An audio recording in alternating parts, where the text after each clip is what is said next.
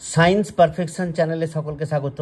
আজকে আমরা আলোচনা করব সংকট উষ্ণতা, গ্যাস ও বাষ্প, critical temperature, gas and vapour.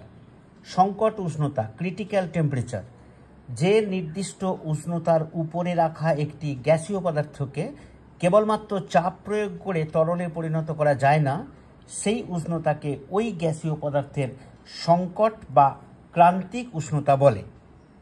Gas, কোনো গ্যাসীয় পদার্থের উষ্ণতা তার সংকট উষ্ণতা থেকে বেশি হলে সেই গ্যাসীয় পদার্থকে গ্যাস বলা হয়। বাষ্প, ভেপার, কোনো গ্যাসীয় পদার্থের উষ্ণতা তার সংকট উষ্ণতা থেকে কম হলে সেই গ্যাসীয় পদার্থকে বাষ্প বলে।